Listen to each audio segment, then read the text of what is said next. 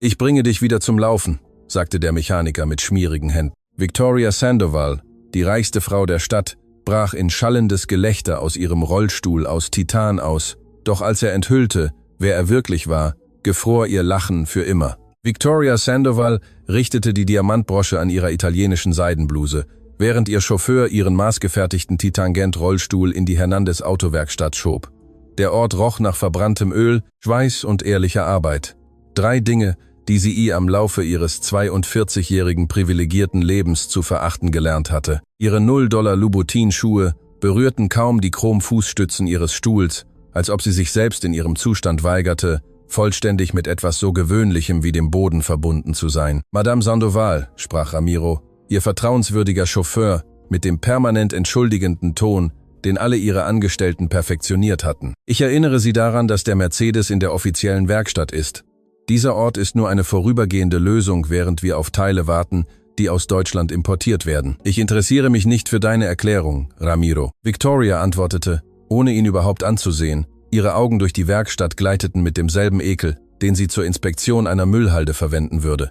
»Stellen Sie nur sicher, dass niemand meinen Bentley mit seinen schmutzigen Händen anfasst. Und ich möchte diesen unsauberen Ort in weniger als 30 Minuten verlassen.« Die Hernandez-Autowerkstatt war ein zweistöckiges Gebäude mit Ziegelmauern, die einst weiß gewesen waren, jetzt aber die Flecken der Zeit und harter Arbeit trugen. 3 hydraulische Hebebühnen trugen Fahrzeuge in verschiedenen Reparaturstadien, und das metallische Klirren von Werkzeugen gegen Metall schuf eine industrielle Symphonie, die Victoria absolut abstoßend fand. Mehrere Mechaniker arbeiteten konzentriert, ihre blauen Uniformen waren mit Öl befleckt, ihre Gesichter, gezeichnet von der Sonne und der Anstrengung, ihren Lebensunterhalt ehrlich zu verdienen. Aber was Victoria am meisten störte, war nicht der Ort selbst, sondern die schlichte Tatsache, dort zu sein. In den letzten 8 Jahren, seit dem Reitunfall, der ihre Wirbelsäule zertrümmert und sie auf diesen Stuhl beschränkt hatte, hatte Victoria ein perfektes System entwickelt, um niemals mit gewöhnlichen Leuten interagieren zu müssen. Sie hatte einen Chauffeur, 3 persönliche Assistenten,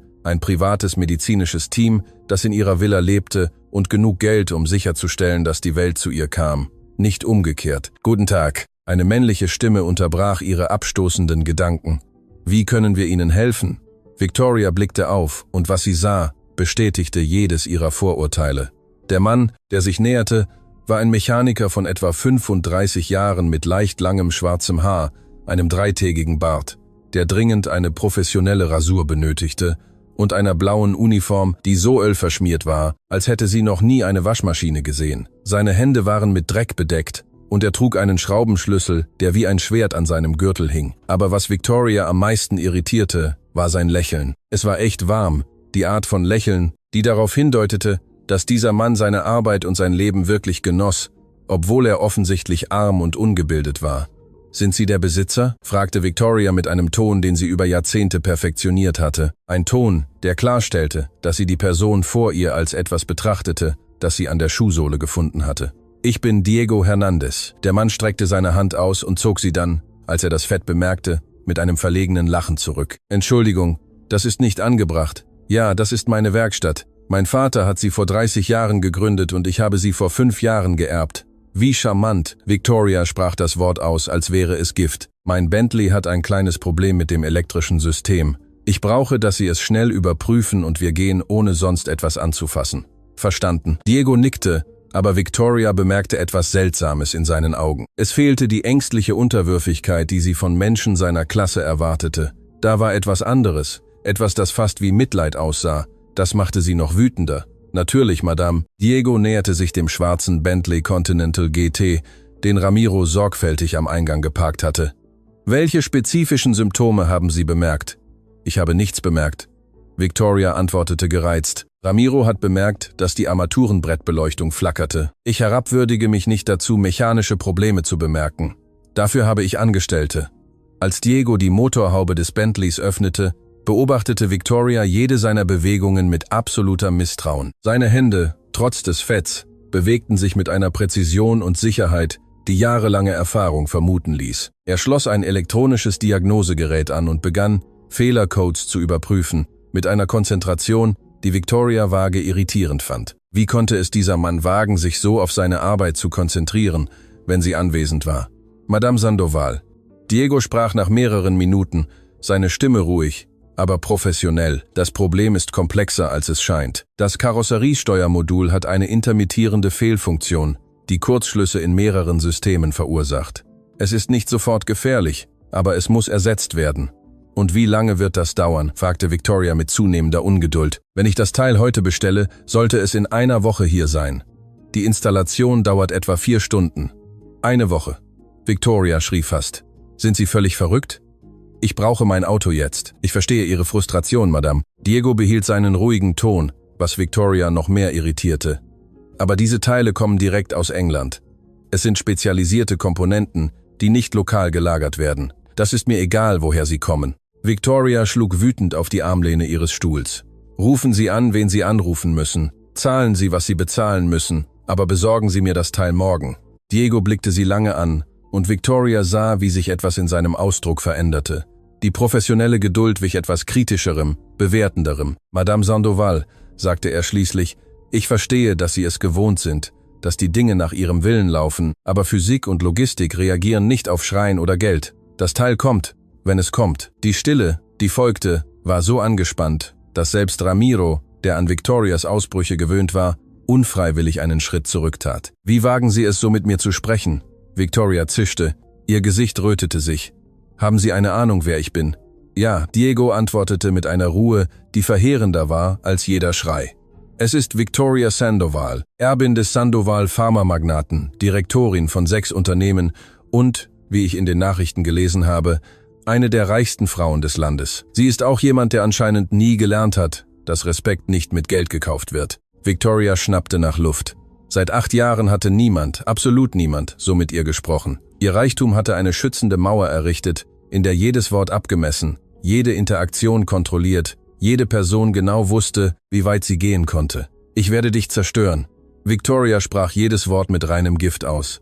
»Ich werde dafür sorgen, dass Sie nie wieder in dieser Stadt arbeiten werden. Ich werde dieses Gebäude kaufen und es abreißen. Ich werde Ihr Leben zur Hölle machen. Sie können es versuchen.« Diego zuckte mit den Schultern und wandte sich wieder dem Motor zu.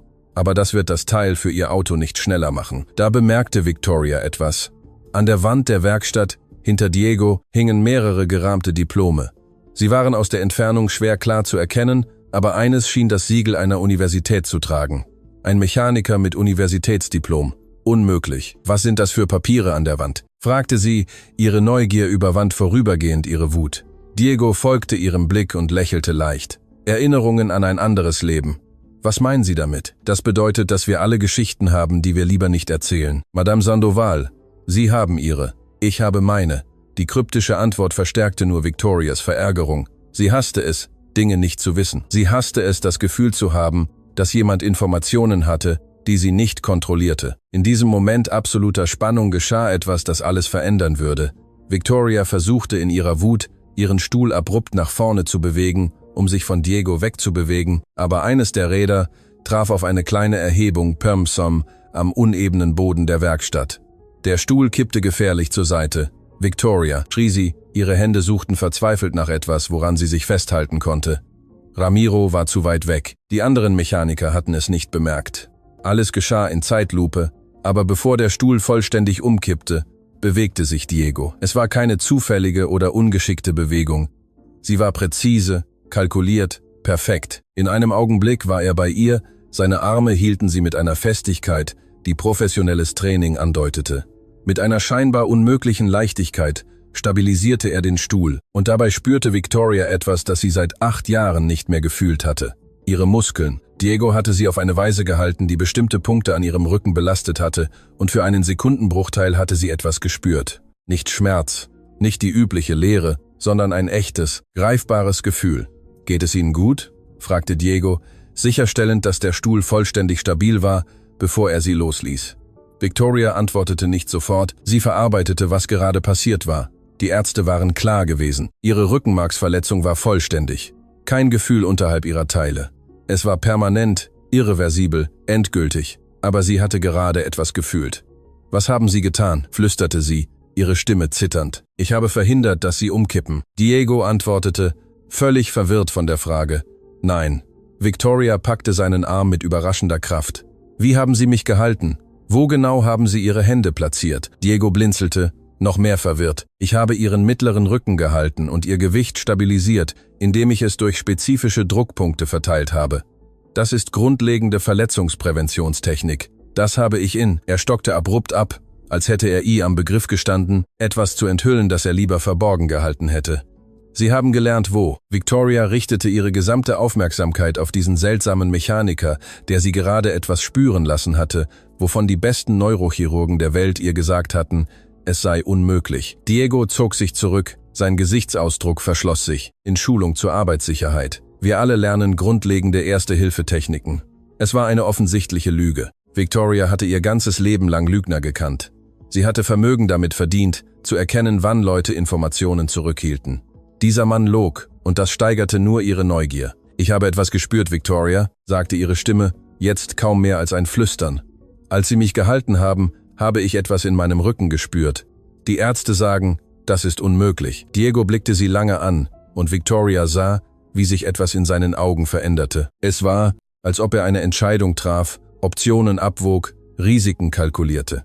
»Ärzte haben normalerweise recht«, sagte er schließlich, aber sein Ton deutete darauf hin, dass er viel mehr nicht sagte. »Lügen Sie mich nicht an, Victoria«, befahl sie. Aber zum ersten Mal seit Jahren war es kein Befehl, der auf Arroganz basierte, sondern auf echter Verzweiflung. »Was haben Sie gerade getan?« Diego seufzte tief, wie ein Mann, der wusste, dass er dabei war, eine Brücke zu überqueren, die er nicht mehr zurück überqueren konnte. »Madame Sandoval«, begann er langsam, »darf ich Ihnen einige Fragen zu Ihrer Verletzung stellen? Warum sollte ein Mechaniker etwas über meine Verletzung wissen wollen?« Victoria antwortete, aber da war weniger Gift in ihrer Stimme. Jetzt war da etwas anderes. Kleine, zerbrechliche Hoffnung. Weil ich, bevor ich Mechaniker war, Diego pausierte bedeutsam, ich war noch andere Dinge. Und diese anderen Dinge haben mich gelehrt, bestimmte Muster zu erkennen. Ihre Verletzung wurde als vollständig eingestuft. Victoria nickte langsam. Sex, komplett, totale Paraplegie, kein Gefühl, keine Bewegung, keine Hoffnung. Und die Ärzte haben Tests auf verbleibende neurologische Funktion durchgeführt? Die Frage war so spezifisch, so technisch, dass Victoria einen Schauer über ihre Wirbelsäule spürte, ironischerweise über den Teil, wo sie angeblich nichts fühlen konnte. »Wie kennen Sie diese Begriffe?« fragte sie. »Beantworten Sie die Frage.« »Bitte.« »Ja. Mehrere Tests, MRTs, Elektromyographien, evozierte Potenziale. Alles bestätigte eine vollständige Verletzung.« Diego nickte nachdenklich, als ob er komplexe Informationen verarbeitete. Dann tat er etwas völlig Unerwartetes. Er kniete sich vor ihren Stuhl, ignorierte völlig die Tatsache, dass seine ohnehin schon schmutzige Uniform nun noch mehr schmutzig wurde auf dem fettigen Boden. »Madame Sandoval«, sagte er mit einer Ernsthaftigkeit, die dramatisch am Gegensatz zu seinem gewöhnlichen Mechanikerauftritt stand. »Ich werde Ihnen etwas sagen, das Sie wahrscheinlich für verrückt halten werden. Sie können mich auslachen. Sie können drohen, mich wieder zu zerstören. Aber ich muss es trotzdem sagen.« Victoria wartete. Ihr Herz schlug mit einer Intensität, die sie seit Jahren nicht mehr gespürt hatte. »Ich kann Sie wieder zum Laufen bringen.« Die Stille, die folgte, war so absolut, dass Victoria das Summen der Leuchtstoffröhren in der Werkstatt hören konnte. Dann, wie eine Welle, die endlich an die Küste bricht, begann sie zu lachen. Es war kein zartes oder zurückhaltendes Lachen. Es war ein hysterisches Lachen. Die Art von Lachen, die entsteht, wenn etwas so absurd, so lächerlich unmöglich ist, dass der Verstand keine andere Antwort mehr hat. Sie, Victoria, konnte kaum zwischen den Lachern sprechen. Sie, ein Mechaniker, mit schmierigen Händen, der kaum richtig sprechen kann, werden das tun, was die besten Neurochirurgen von Harvard, Johns Hopkins und Mayo Clinic für unmöglich hielten. Diego bewegte sich nicht, antwortete nicht, er blickte sie nur mit diesem ruhigen Ausdruck an, der begann, Victoria tief zu irritieren. »Das ist unglaublich.« Victoria lachte weiter, Tränen liefen über ihre Wangen. »Ramiro, hast du das gehört? Dieser Mann glaubt, er kann mich zum Laufen bringen. Womit? Mit Motoröl und einem Schraubenschlüssel.« Ramiro sah tief unbehaglich aus, unsicher, ob er mit seiner Chefin lachen oder den Mechaniker verteidigen sollte, der professionell zu ihnen gewesen war. Aber die anderen Mechaniker hatten zugehört, und anstatt zu lachen oder spöttische Bemerkungen zu machen, hatten sie alle ihre Arbeit eingestellt. Sie blickten Diego mit Ausdrücken an, die Victoria nicht deuten konnte. Es war kein Spott oder Unglauben, es war etwas, das eher Respekt war, gemeinsames Wissen über etwas, das sie nicht verstand. »Ich bin fertig.« Victoria kontrollierte schließlich ihr Lachen und wischte sich die Tränen ab. Das war heute Unterhaltung genug. »Ramiro, lass uns gehen.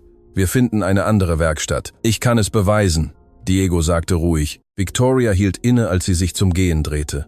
Entschuldigung, ich kann Ihnen beweisen, dass es hier und jetzt noch Restaktivität I am Rückenmark gibt, ganz ohne aufwendige medizinische Geräte. Die absolute Kühnheit der Aussage ließ Victoria für einen Moment sprachlos zurück. Dann änderte sich etwas in ihrem Ausdruck. Es war Neugier, gemischt mit dieser Art von Grausamkeit, die entsteht, wenn jemand spektakulär scheitern sehen will. In Ordnung, sagte sie mit einem Lächeln, das ihre Augen nicht erreichte. Ich gebe Ihnen genau 5 Minuten, um Ihre lächerliche Behauptung zu beweisen. Und wenn Sie scheitern, und Sie werden scheitern, denn das ist absolut verrückt, werde ich es genießen zu sehen, wie ich Ihr Leben Stück für Stück zerstöre. Verstanden? Diego nickte. Darf ich Ihren Rücken berühren? Ich muss einige manuelle Beurteilungen vornehmen. Victoria zögerte. Seit 8 Jahren hatten nur ihre privaten medizinischen Teams ihren Rücken berührt. Aber die Mischung aus morbider Neugier und dem Wunsch, diesen Mann scheitern zu sehen, überwog ihren Widerstand. Nur zu, geben Sie Ihr Bestes, um mich zum Laufen zu bringen. Wundermechaniker. Diego bewegte sich hinter ihren Stuhl. Das mag sich seltsam anfühlen, warnte er. Ich werde Druck auf bestimmte Punkte Ihrer Wirbelsäule ausüben. Wenn Sie etwas spüren, irgendetwas, auch wenn es unbedeutend erscheint, sagen Sie es mir. Ich werde nichts spüren. Victoria antwortete mit absoluter Gewissheit, weil da nichts zu spüren ist. Diego begann. Seine Hände, trotz des oberflächlichen Fetts, bewegten sich mit einer Präzision, die eindeutig medizinisch war. Er drückte auf bestimmte Punkte entlang ihrer Wirbelsäule, beginnend I am oberen Bereich und sich systematisch nach unten bewegend. Und dann, als er einen bestimmten Punkt knapp unterhalb der Stelle ihrer Verletzung erreichte, geschah es. Victoria spürte etwas. Es war kein Schmerz, es war auch nicht genau Tastgefühl.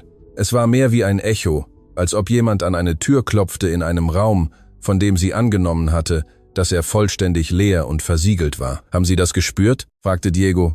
Seine Stimme jetzt komplett professionell. Klinisch. Ich weiß nicht, was ich gefühlt habe.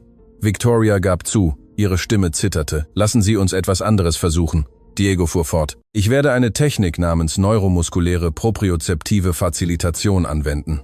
Das ist eine Rehabilitationsmethode, die sensorische Rezeptoren nutzt, um schlafende neuronale Bahnen zu aktivieren. Die medizinischen Fachbegriffe kamen ihm mit der Flüssigkeit von jemandem heraus, der sie jahrelang benutzt hatte. Victoria hatte das Gefühl, die Welt drehe sich um sie. In den nächsten Minuten führte Diego eine Reihe von Manövern und Tests durch, die eindeutig fortgeschrittenes medizinisches Training erforderten. Mehrmals spürte Victoria diese gleichen seltsamen Echos, diese Empfindungen, die nach allem, was die besten Ärzte der Welt ihr gesagt hatten, nicht existieren sollten. Als er fertig war, bewegte er sich wieder vor sie, sein Gesichtsausdruck nun völlig ernst. Madame Sandoval, sagte er, Ihre Verletzung ist nicht so vollständig, wie man Ihnen gesagt hat. Es gibt Restaktivität I am Nervensystem, nicht viel, aber sie ist da. Mit der richtigen Behandlung, mit der richtigen Rehabilitation, gibt es eine kleine, aber reale Chance auf partielle Erholung. Victoria starrte ihn an, als wäre er ein Geist, ein Unmögliches, das Fleisch geworden war. »Wer sind Sie?« flüsterte sie. Diego erhob sich und wischte sich die Hände an einem Lappen ab, der sie nur noch mehr verschmutzte. Jemand, der auch Geschichten hat, die er lieber nicht erzählt. Aber ich werde Ihnen eines sagen. Wenn Sie wirklich die Möglichkeit einer Erholung erkunden wollen, benötige ich Ihre vollständigen medizinischen Unterlagen. Und Sie müssen bereit sein, härter zu arbeiten, als Sie in Ihrem ganzen Leben gearbeitet haben. Sind Sie Arzt? Stellte Victoria fest, mehr als fragend. Diego antwortete nicht direkt. Die 5 Minuten sind vorbei. Wollen Sie mich immer noch zerstören? Victoria öffnete den Mund, um zu antworten, aber kein Ton kam heraus. Zum ersten Mal seit 8 Jahren hatte sie keine Antwort parat, keinen Aktionsplan, keine absolute Kontrolle über die Situation. Denn dieser Mechaniker mit schmierigen Händen, dieser Mann, den sie verachtet und bedroht hatte, hatte gerade etwas getan, wozu die besten Ärzte der Welt ihr gesagt hatten, es sei völlig unmöglich. Er hatte ihr Hoffnung gegeben. Und nun, als sie ihn mit einer Mischung aus Ehrfurcht, Furcht und etwas ansah, das unfreiwilliger Respekt sein konnte, musste Victoria Sandoval eine niederschmetternde Wahrheit erkennen. Sie hatte diesen Mann völlig falsch eingeschätzt. Die Frage war nun, was hatte sie ihr ganzes Leben lang falsch eingeschätzt? Warum, fand Victoria schließlich ihre Stimme, obwohl sie seltsam klang, sogar für ihre eigenen Ohren. Warum würden Sie mir helfen, nachdem ich Sie so behandelt habe? Diego lächelte traurig, weil ich am Gegensatz zu Ihnen, Madame Sandoval, den Wert von Menschen nicht nach ihrem Kontostand oder ihrem Verhalten an einem schlechten Tag beurteile. Ich beurteile nach ihrem Potenzial zur Veränderung. Die Worte hingen am Werkstattraum wie eine sanfte, aber verheerende Anklage. Victoria wusste in diesem Moment, dass ihr Leben sich für immer verändert hatte. Nur wusste sie noch nicht wie sehr. Die nächsten 3 Tage waren die seltsamsten in Victoria Sandovals Leben. Nach der Begegnung in der Werkstatt war sie in völliger Stille in ihre Villa zurückgekehrt und ignorierte die besorgten Fragen von Ramiro. Sie hatte sich in ihr privates Arbeitszimmer eingeschlossen, einen Raum mit hohen Decken und Panoramafenstern, die einen Blick über die Stadt boten, die sie praktisch besaß, die sich aber in diesem Moment nie so fern angefühlt hatte. Auf ihrem massiven Mahagoni-Schreibtisch lag ihr Laptop und auf dem Bildschirm hatte sie gleichzeitig 3 digitale Krankenakten geöffnet. Es waren ihre vollständigen Aufzeichnungen der letzten 8 Jahre. Dutzende von MRTs, Berichte weltbekannter Neurochirurgen, Bewertungen von Spezialisten für Rückenmarksverletzungen, alle kamen zu derselben verheerenden Schlussfolgerung: vollständige, irreversible, permanente Verletzung. Aber sie hatte etwas gespürt, diese seltsamen Echos, die Diego mit seinen präzisen Händen hervorgerufen hatte, und mehr noch, sie hatte etwas in seinen Augen gesehen, das die teuersten Ärzte der Welt nie gezeigt hatten. Echte Gewissheit, gemischt mit tiefem Verständnis für etwas, das über die Zahlen in einem Bericht hinausging. Ihr privates Telefon, das nur 5 Menschen auf der Welt kannten, vibrierte. Es war ihre persönliche Assistentin Margaret, Madame Sandoval. Ich habe etwas Interessantes über Diego Hernandez gefunden. Victoria richtete sich auf ihrem Stuhl auf. Sprechen Sie. Es gibt nicht viel in öffentlichen Aufzeichnungen. Die Werkstatt ist seit 5 Jahren auf seinen Namen eingetragen, von seinem Vater geerbt, aber ich habe etwas in alten Zeitungsarchiven gefunden. Vor 10 Jahren gab es einen Doktor, Diego Hernandez am Central University Hospital. Er war Assistenzarzt für Neurochirurgie, einer der brillantesten, laut den Notizen, die ich gefunden habe.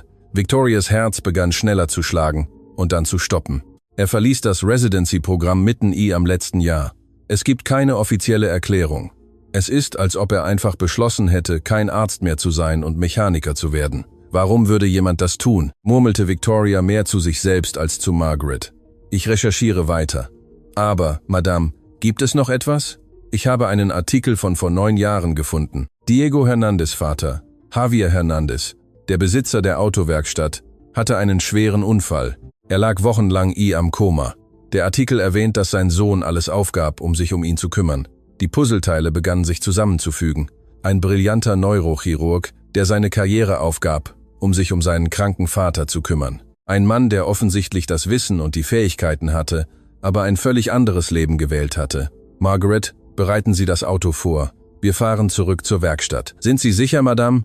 Ich dachte, Sie hätten gesagt, Sie würden nie wieder dorthin zurückkehren. Ich habe meine Meinung geändert. Und Margaret, recherchieren Sie tiefer.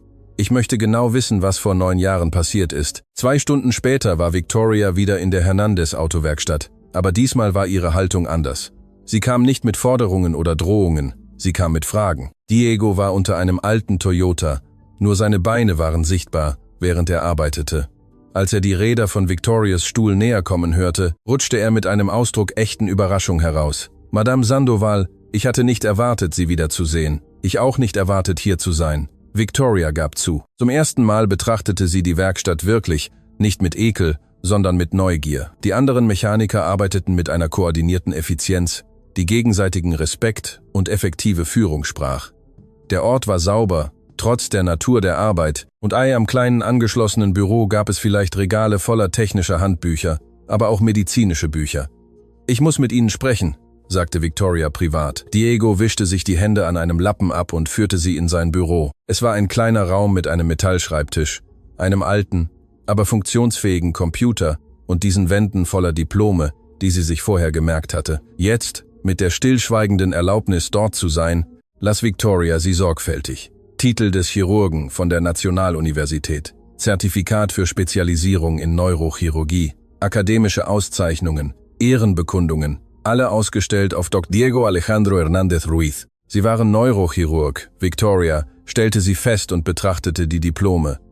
Ich war vieles, antwortete Diego und setzte sich auf seinen abgenutzten Stuhl. Jetzt bin ich Mechaniker. Warum? Warum haben Sie die Medizin verlassen oder warum haben Sie sich entschieden, Mechaniker zu werden? Beides. Diego lehnte sich zurück, seine Augen wanderten in die Ferne, voller Erinnerungen, die offensichtlich schmerzten. Mein Vater hatte vor 9 Jahren einen Unfall, schwere Schädel-Hirntrauma. Die Ärzte sagten, es gäbe keine Hoffnung, dass wir ihn gehen lassen sollten, aber ich wusste, dass sie falsch lagen. Es gab Anzeichen, die sie übersehen haben, neurologische Muster, die auf Restaktivität am Gehirn hindeuteten. Und was haben sie getan? Ich habe meine Residenz aufgegeben. Ich habe die Kontrolle über seine Behandlung übernommen. Ein ganzes Jahr war ich jeden Tag bei ihm und habe neurologische Rehabilitationstechniken angewendet, die ich studiert hatte, die aber die meisten Ärzte als zu experimentell oder zu mühsam erachten. Und es funktionierte. Mein Vater wachte auf. Victoria spürte etwas Seltsames in ihrer Brust. Es war Empathie, eine Emotion, die sie jahrelang erfolgreich unterdrückt hatte. Aber es gibt mehr in der Geschichte.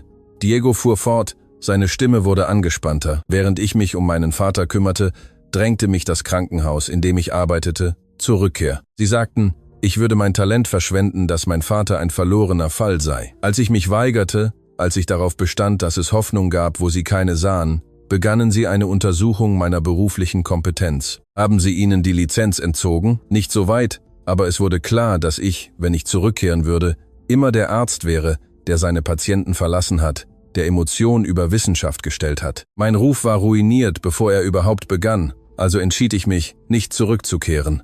Und die Werkstatt, mein Vater erholte sich, aber er konnte die körperliche Arbeit nicht mehr bewältigen. Jemand musste das Geschäft am Laufen halten. Ich kannte mich mit Autos aus. Ich hatte meine Jugend damit verbracht, ihm hier zu helfen, also wurde ich Mechaniker. Diego lächelte traurig. Es stellt sich heraus, dass die Reparatur von Autos bemerkenswert der Chirurgie ähnelt. Komplexe Systeme, die präzise Diagnose, feste Hände und Geduld erfordern. Aber Sie sind immer noch Arzt. Das bin ich nicht. Können Sie dieses Wissen nicht einfach abschalten? Nein, das können Sie nicht. Diego stimmte zu. Deshalb habe ich, als ich Sie an diesem Tag sah, als ich bestimmte Anzeichen in Ihrer Haltung und Ihren Reflexbewegungen bemerkte, ein Muster erkannt. Und als ich Sie während dieses beinahe Sturzes hielt, spürte ich Muskelwiderstand, wo keiner sein sollte. Winzig. Aber da. Victoria atmete tief ein. Die Ärzte haben mir 8 Jahre lang gesagt, dass es keine Hoffnung gibt, dass ich meine Situation akzeptieren und mein Leben anpassen muss. Warum sollte ich Ihnen mehr glauben als Ihnen? Das sollten Sie nicht. Diego antwortete ehrlich, zumindest nicht ohne Beweise.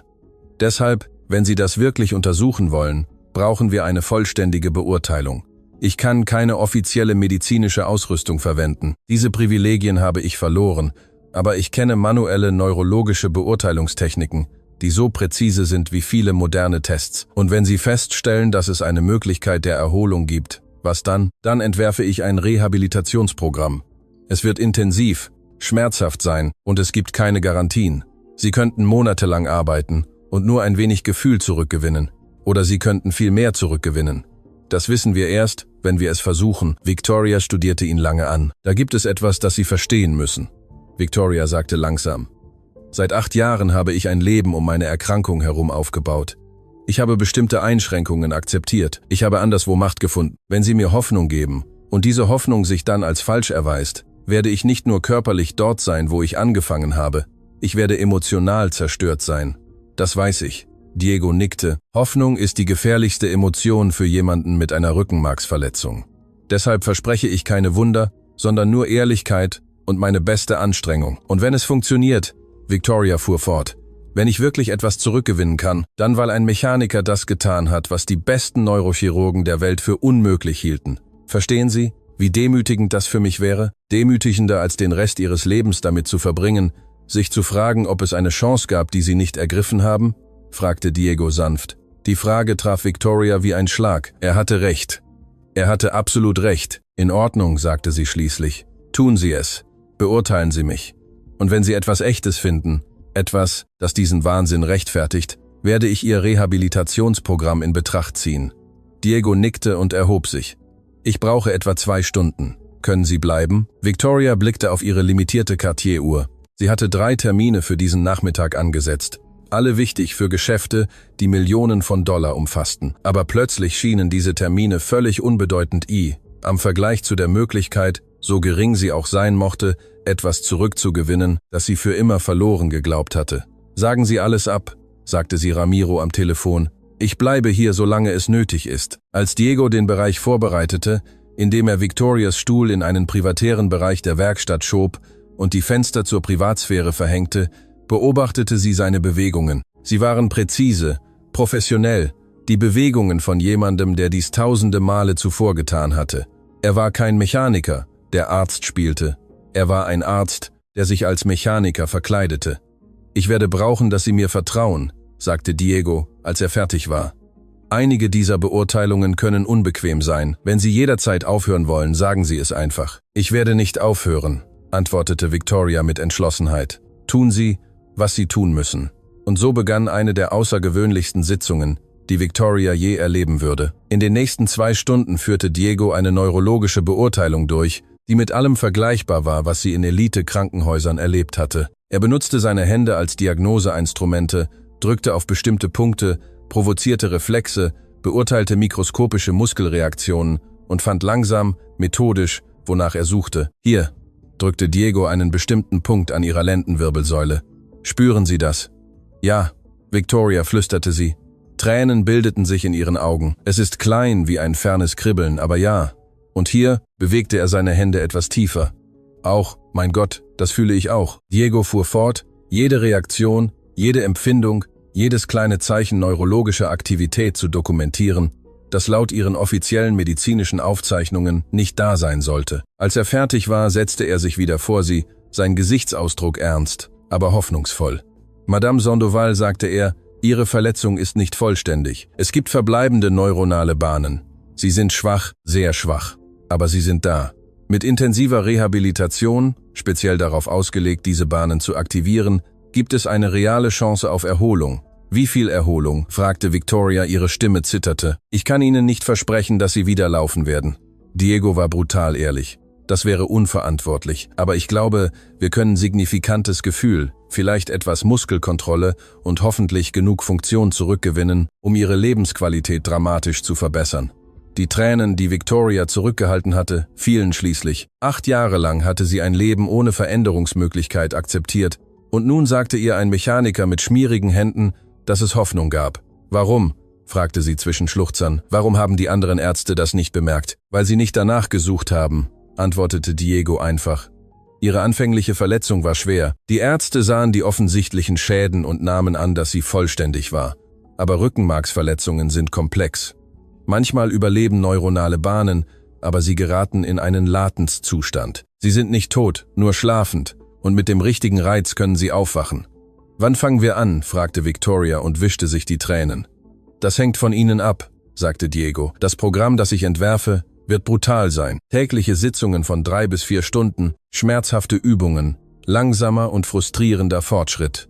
Es wird Tage geben, an denen Sie aufgeben wollen, an denen Sie sich fragen werden, ob es die Mühe wert ist. Ich werde nicht aufgeben«, behauptete Victoria mit einer Wildheit, die selbst sie überraschte. »Ich habe 8 Jahre in diesem Stuhl überlebt. Ich kann alles überleben, was nötig ist, um daraus herauszukommen.« Diego lächelte, und zum ersten Mal sah Victoria echte Zustimmung in seinen Augen. »Gut, denn wir werden diese Entschlossenheit brauchen.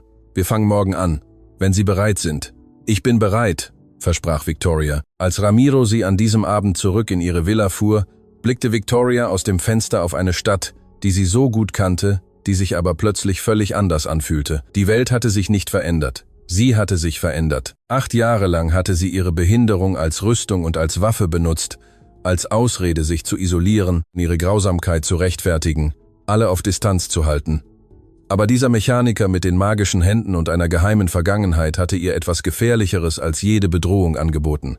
Möglichkeit. Und Victoria Sandoval, die Frau, die Imperien kontrollierte, aber ihren eigenen Körper nicht kontrollieren konnte, stand kurz davor, zu erkennen, dass die wahre Herausforderung nicht körperlich war, sie war emotional. Denn die Fähigkeit, wieder laufen zu können, würde bedeuten, sich all den Gründen zu stellen, warum sie aufgehört hatte, es zu versuchen. Der Sonnenaufgang am nächsten Morgen fand Victoria wach vor. Sie hatte nicht geschlafen. Sie hatte die ganze Nacht damit verbracht, auf die Decke ihres Zimmers zu starren und zu verarbeiten, was bevorstand. Um 6 Uhr morgens, als ihre private Krankenschwester für die übliche Morgenroutine eintrat, war Victoria bereits in Sportkleidung gekleidet, die sie speziell für diesen Anlass bestellt hatte. Madame Sandoval, die Krankenschwester, eine Frau mittleren Alters namens Rosa, die seit 3 Jahren für sie arbeitete, sah sichtlich überrascht aus. »Werden Sie so früh rausgehen?« »Ich gehe in die Werkstatt«, antwortete Victoria und trug mit präzisen Bewegungen Creme auf ihre Hände auf. »Und Rosa, ich brauche, dass Sie mein Trainingszimmer vorbereiten. Es wird jetzt einen anderen Zweck erfüllen.« Victorias Übungsraum in der Villa war ein 200 Quadratmeter großer Raum, der von den besten Physiotherapeuten des Landes entworfen worden war und dann nach 6 Monaten frustrierender Versuche aufgegeben wurde. Er hatte hochmoderne Rehabilitationsgeräte, die nun alle unter Laken versteckt waren wie Geister vergangener Hoffnungen. »Sind Sie sicher?« fragte Rosa sanft. Sie war bei diesen verheerenden 6 Monaten dabei gewesen, als Victoria jeden konventionellen Behandlungsweg versucht und alle versagt hatten. Sie hatte den Schmerz, die Frustration und schließlich die Resignation gesehen. »Ich war mir noch nie so sicher wie jetzt«, antwortete Victoria mit einer Entschlossenheit, die Rosa unfreiwillig zurückweichen ließ. Die Werkstatt von Diego würde offiziell um 8 Uhr öffnen, aber Victoria kam um 7 Uhr an. Diego war bereits da, was sie nicht überraschte. Da war etwas an diesem Mann, das darauf hindeutete, dass harte Arbeit keine Pflicht, sondern Natur war. »Sie kommen früh«, kommentierte Diego, als er aus seinem Büro kam, 2 Tassen Kaffee in der Hand. Er bot Victoria eine an, die sie mit einer Überraschung annahm, die sie nicht verbergen konnte. In ihrer Welt wurden Leute ihr bedient, nicht ihr angeboten. »Ich möchte keinen Tag mehr verlieren«, gab Victoria zu. Diego nickte zustimmend.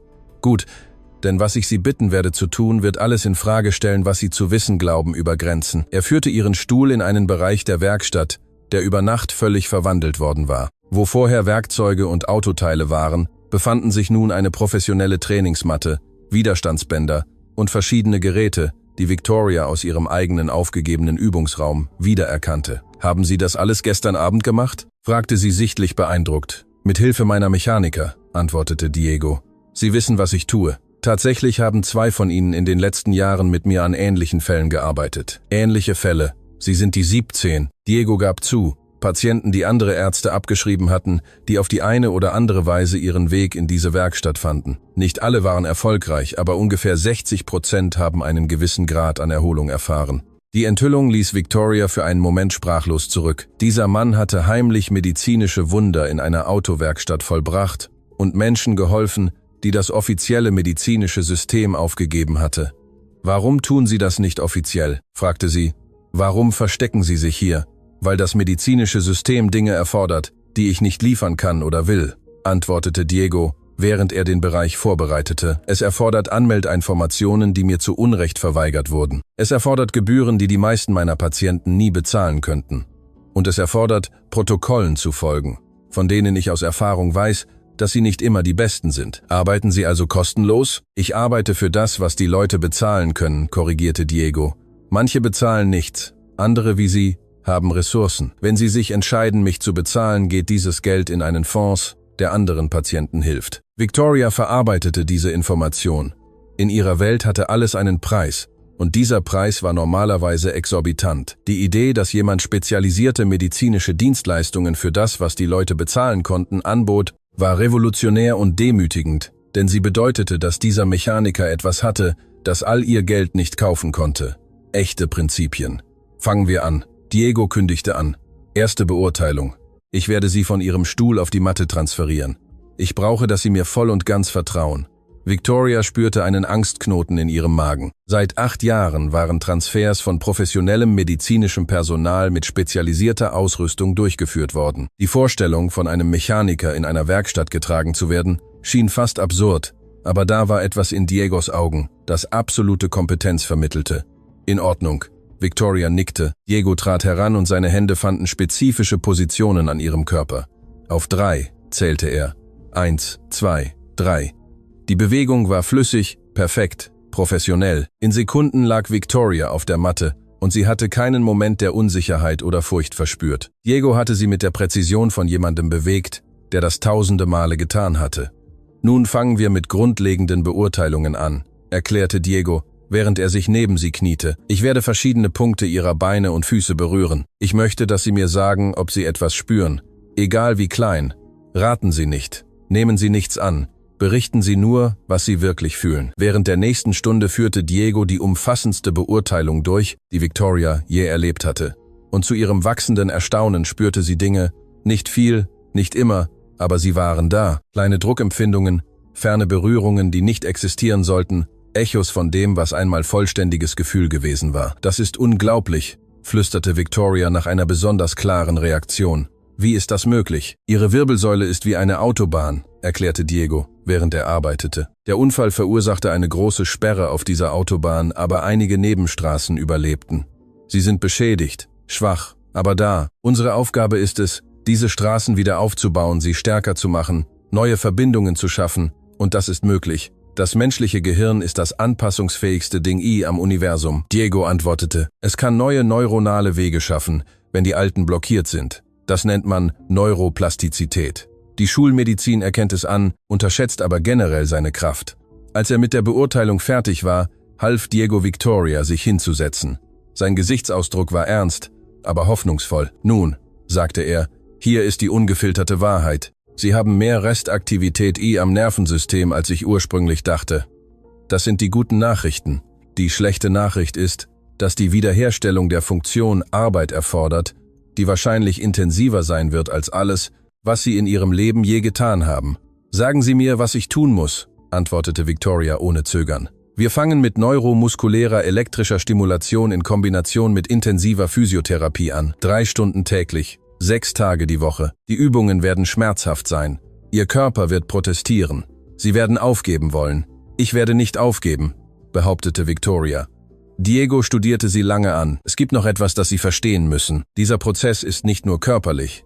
Sie müssen sich mit den emotionalen Gründen auseinandersetzen, warum Ihr Körper an dieser Bedingung festhält. Was soll das bedeuten? Das bedeutet, dass der Körper manchmal Zustände beibehält, weil sie einen psychologischen Zweck erfüllen. Ich sage nicht, dass Ihre Verletzung nicht real ist, aber ich sage, dass die Erholung erfordern wird, dass Sie erforschen, warum ein Teil von Ihnen die Heilung verweigern könnte. Der Vorschlag empörte Victoria zunächst. Sagen Sie damit, dass das psychologisch ist? Dass ich wähle, in diesem Stuhl zu sein? Nein, Diego, antwortete er ruhig. Ich sage, dass Geist und Körper auf Weisen verbunden sind, die die westliche Medizin kaum zu verstehen beginnt, und dass wahre Heilung beides erfordert. Victoria wollte argumentieren, wollte ihre Position verteidigen, aber etwas in der Art, wie Diego es gesagt hatte, ließ sie innehalten. 8 Jahre lang hatte sie ihren Stuhl als Schutzschild benutzt, als Ausrede, alles um sich herum zu kontrollieren, Leute fernzuhalten, ihre Grausamkeit als Reaktion auf Trauma zu rechtfertigen. Was wäre, wenn ein Teil von ihr sich tatsächlich an diese Bedingung klammerte, weil sie ihr auf verdrehte Weise Macht gab? In Ordnung, sagte sie schließlich, ihre Stimme weicher. Ich werde die körperliche und emotionale Arbeit tun. Diego lächelte. Dann fangen wir an. Heute werden wir Ihre Ausgangslinie festlegen. Ich möchte sehen, was Sie jetzt tun können, damit wir später etwas zum Vergleichen haben. Die nächsten 90 Minuten waren die körperlich anspruchsvollsten, die Victoria seit Jahren erlebt hatte. Diego führte sie durch Übungen, die Muskeln aktivierten, die sie für völlig tot gehalten hatte. Er benutzte elektrische Stimulation, um Muskelkontraktionen hervorzurufen. Dann lehrte er sie Techniken, um zu versuchen, diese Kontraktionen freiwillig zu replizieren. Zuerst passierte nichts. Ihre Beine blieben völlig reglos, egal wie sehr sie es versuchte. Aber Diego war hartnäckig, passte Techniken an, probierte verschiedene Ansätze aus, suchte nach diesem Funken neurologischer Verbindung. Und dann, nach 40 Minuten frustrierender Versuche, geschah es. Victoria konzentrierte sich intensiv auf ihren rechten großen Zeh und versuchte, ihn zu bewegen, wie Diego sie angewiesen hatte. Sie hatte das tausende Male in den ersten Jahren nach dem Unfall versucht, immer ohne Erfolg. Aber diesmal, mit Diegos elektrischer Stimulation und ihrer eigenen eisernen Konzentration, sah sie etwas Unmögliches. Ihr Zeh bewegte sich. Es war keine große Bewegung, kaum 1 Millimeter, vielleicht weniger, aber er bewegte sich. »Oh mein Gott«, schrie Victoria. Tränen strömten sofort aus ihren Augen. Er hat sich bewegt, mein Zeh hat sich bewegt. Diego beugte sich näher heran und beobachtete sorgfältig. Nochmal, versuchen Sie es noch einmal. Victoria konzentrierte ihre gesamte Aufmerksamkeit, ihren gesamten Willen auf diesen Zeh. Und langsam, schmerzhaft bewegte er sich wieder. Diesmal etwas mehr, etwas deutlicher. Ja, Diego feierte mit ihr. Ein echtes Lächeln beleuchtete sein Gesicht. Das ist es. Das ist die Verbindung, die wir finden mussten. Victoria schluchzte nun offen. 8 Jahre Verzweiflung flossen in Tränen aus etwas, das halb Erleichterung und halb absoluter Terror war. Denn wenn das möglich war, wenn sie wirklich Funktion zurückgewinnen konnte, bedeutete das, dass alles, was man ihr gesagt hatte, eine Lüge war. Es bedeutete, dass sie 8 Jahre damit verbracht hatte, ein Urteil zu akzeptieren, das sie vielleicht nicht hätte akzeptieren müssen. Es ist nicht ihre Schuld, sagte Diego sanft, als ob er ihre Gedanken lesen könnte. Die Ärzte arbeiteten mit den Informationen, die sie hatten. Sie taten ihr Bestes, aber manchmal reicht das Beste nicht aus. Als die Sitzung beendet war, war Victoria körperlich und emotional erschöpft. Diego half ihr mit derselben professionellen Sorgfalt, mit der er zuvor ihre Stuhl zurückgelehnt hatte. Ruhen Sie sich heute aus, wies er an. Ihr Körper muss verarbeiten, was wir gerade getan haben. Morgen machen wir weiter. Diego. Victoria rief, bevor er gehen konnte. Danke, nicht nur dafür, sie gestikulierte zur Trainingsmatte, sondern dafür, dass sie nicht aufgegeben haben, als sie etwas sahen, das andere nicht sahen. Diego nickte.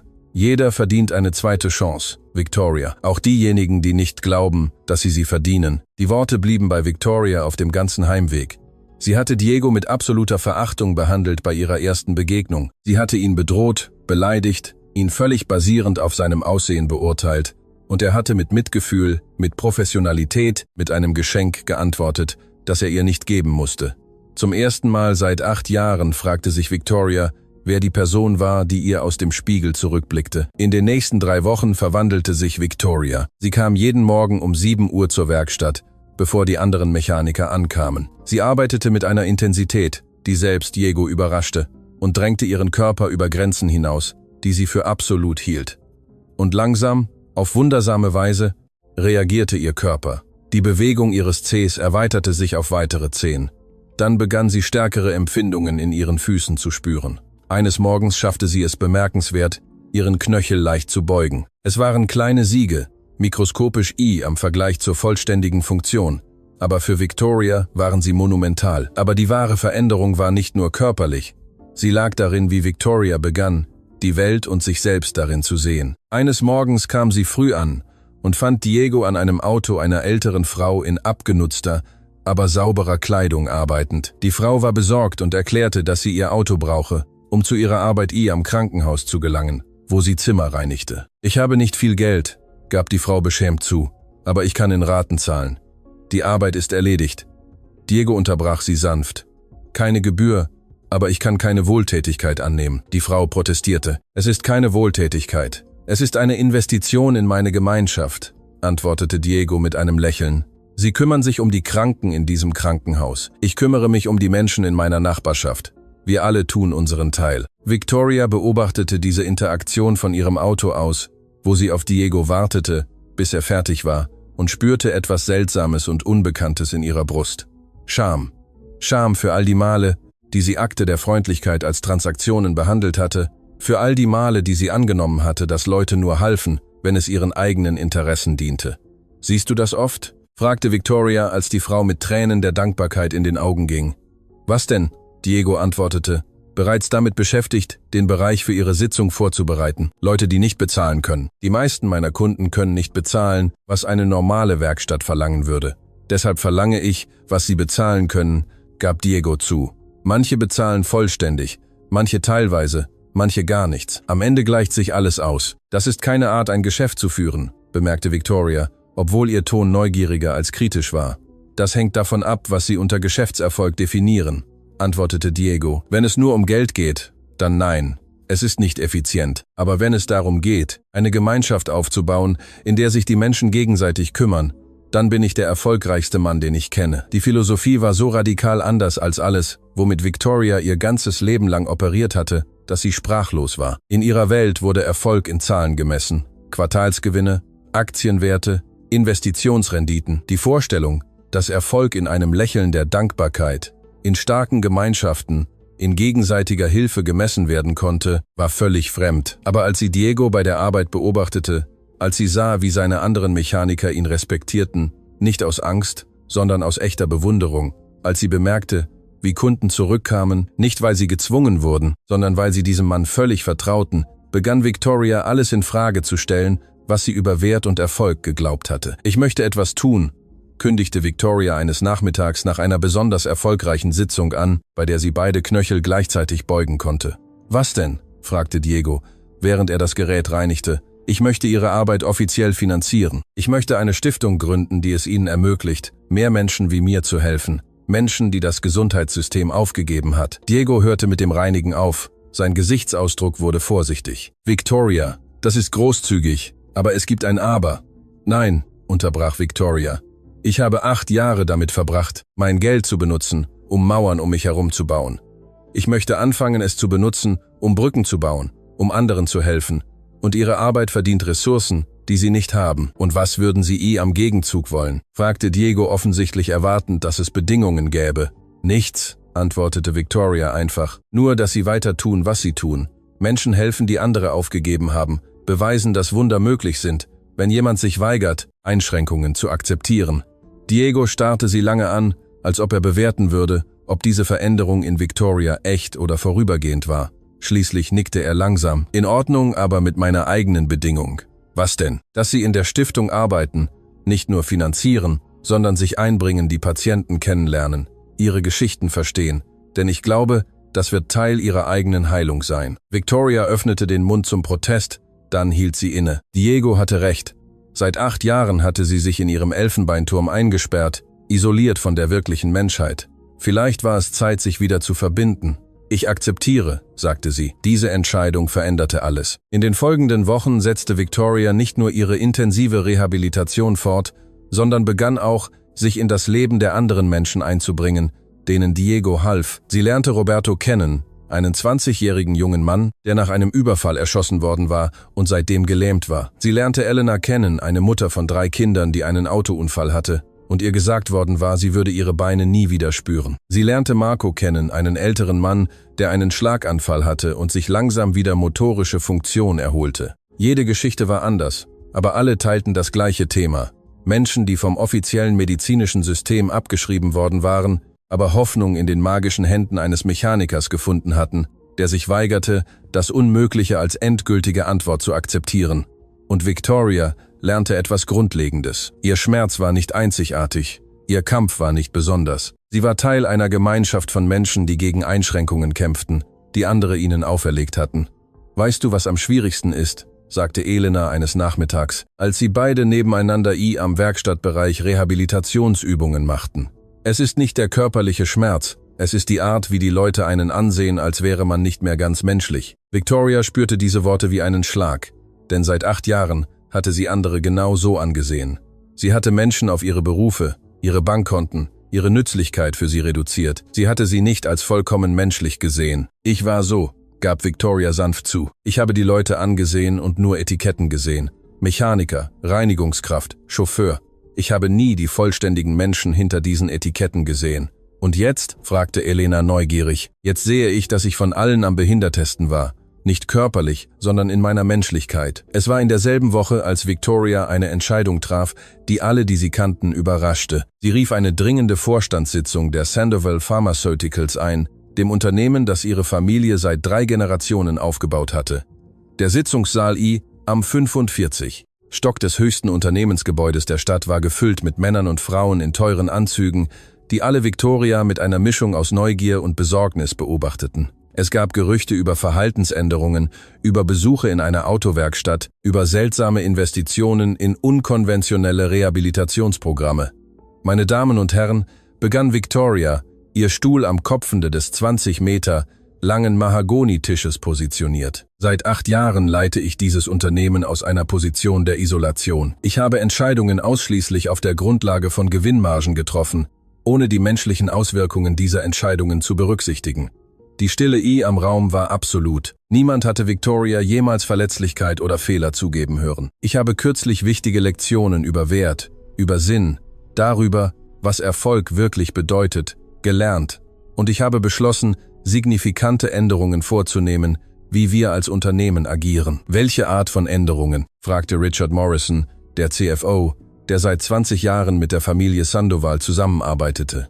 Zuerst werden wir ein Medikamentenzugangsprogramm für Menschen einrichten, die sich keine vollen Preise leisten können. Zweitens werden wir 30% unserer jährlichen Gewinne in die Erforschung von Behandlungen für Krankheiten investieren, die am Allgemeinen ignoriert werden, weil sie nicht rentabel genug sind. Und drittens werden wir uns mit Gemeinschaftskliniken zusammenschließen, um bezahlbare medizinische Versorgung in unterversorgten Gebieten anzubieten.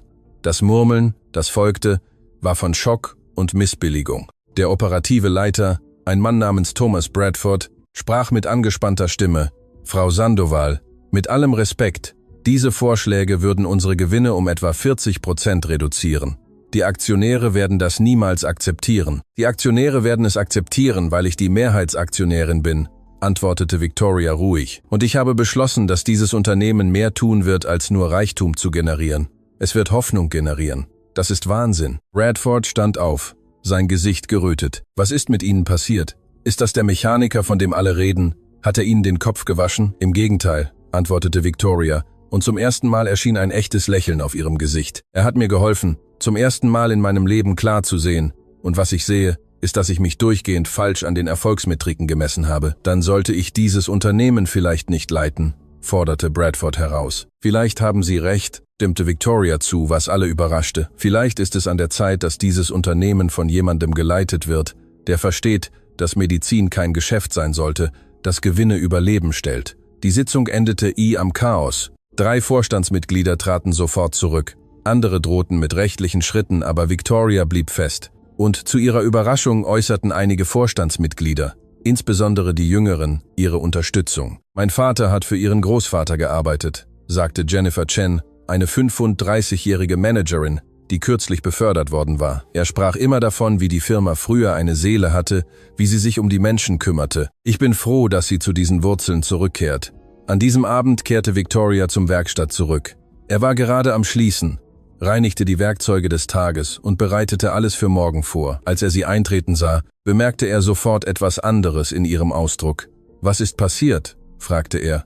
»Ich habe gerade möglicherweise das Familienunternehmen zerstört«, antwortete Victoria, aber sie lächelte, und ironischerweise habe ich mich nie stolzer auf mich gefühlt. Sie erzählte ihm von der Sitzung, von den Vorschlägen, von den Rücktritten und dem Chaos.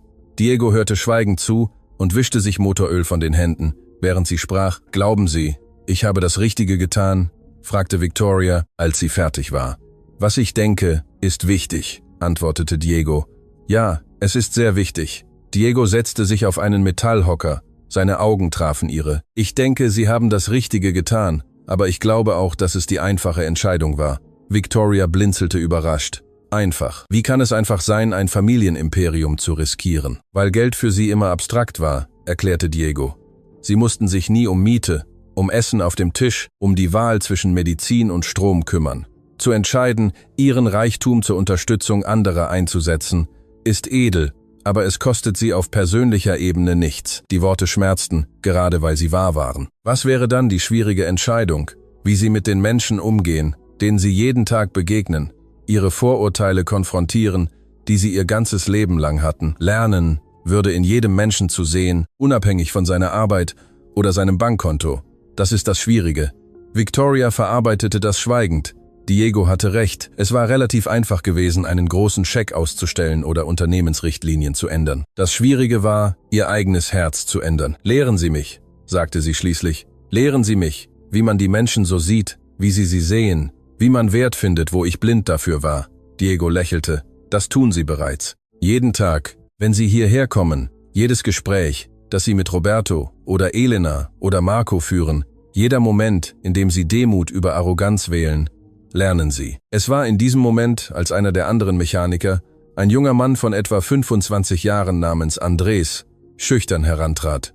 »Entschuldigen Sie, Madame Sandoval«, begann er nervös. »Ich wollte Ihnen nur sagen, was Sie mit der Pharmafirma tun. Das ist wichtig. Meine Schwester hat Diabetes, sie kann ihr Insulin nicht vollständig bezahlen.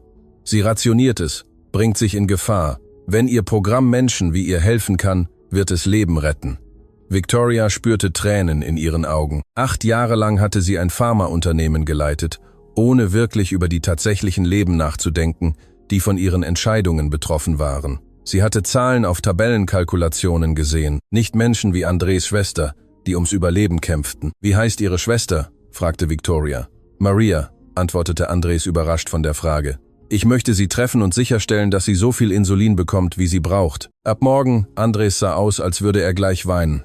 »Madame, ich weiß nicht, wie ich Ihnen danken soll.« »Danken Sie mir nicht«, antwortete Victoria sanft. »Danken Sie Diego, dass er mir beigebracht hat, Menschen statt Zahlen zu sehen.« Nachdem Andrés gegangen war, blieben Diego und Victoria einen langen Moment schweigend.